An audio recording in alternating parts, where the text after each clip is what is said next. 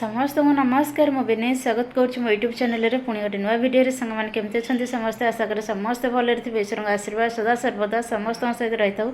सांग मैंने आज आउ कि नुआ कथा आपण सहित सेयार करने को जाऊँगी जिते बड़े जड़े निजर खुशी निजर सुख को अन्य मान आगे सेयार करे तो ता भीतर कौन दुख न थाए कष्ट न थाए अनेक किसी दुख कष्ट ता भीतर थाए एमती कि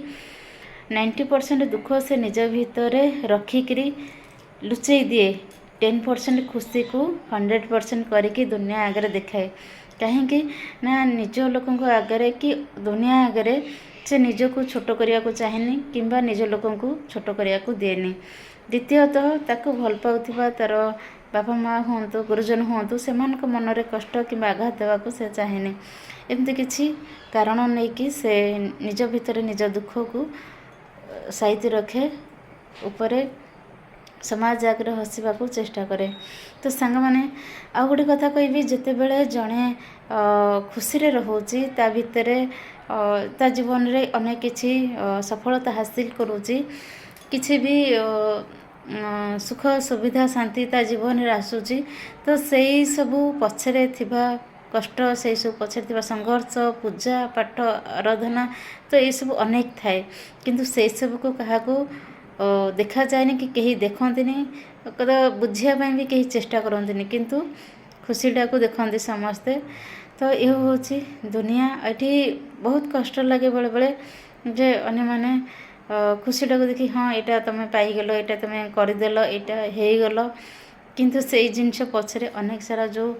त्याग थाए जो निष्ठा थाए जो कष्ट थाए सेटा को बुझीपारती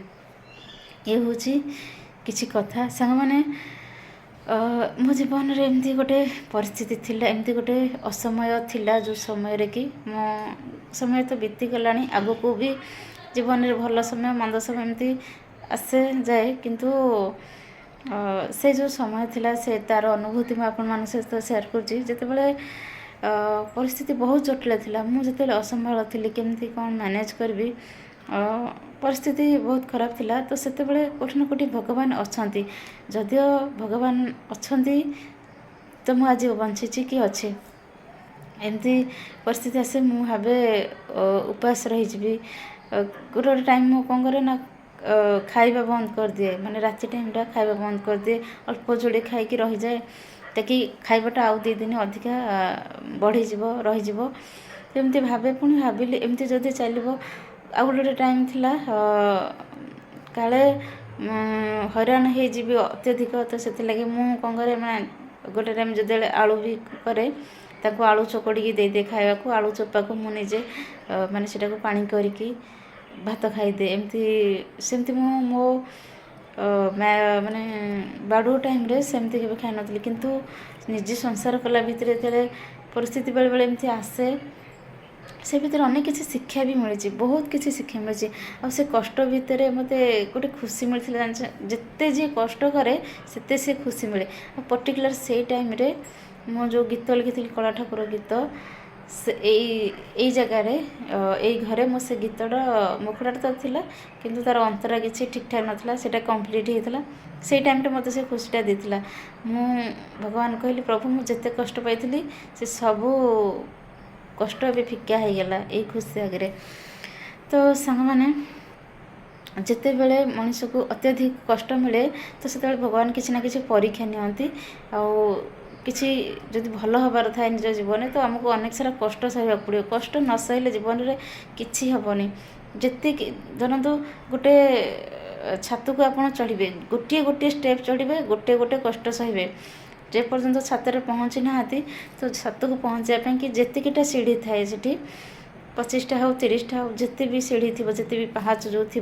तो सबूर गोटे गोटे कष्ट आपन को जिते ऊपर जाऊ कष्टा सेते अधिका हो ठीक ना भूल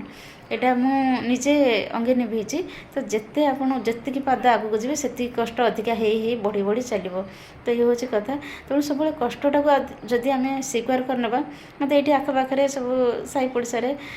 भाउज मैंने किए कहते मौसी मैंने कि गोटे एमती पिला आम यार दुख कौन सुख कौन भल कौन मंद कौन अभाव कौन भाव कौन किसी जानी ही पारुनु कारण मुझे सब सेमती ही थाए नॉर्मल थाए माने अधिक आज मो पाखे पैसा अच्छे अधिक खुशी अच्छी से टाइम रे ମାନେ ଅତ୍ୟଧିକ ଖୁସି ହେଇଯିବି, ଲୋକମାନଙ୍କ ଆଗରେ ଦେଖେଇବି ନାହିଁ ମୁଁ ଖୁସି ଅଛି କି ମୋ ପାଖରେ ଏସବୁ ଅଛି,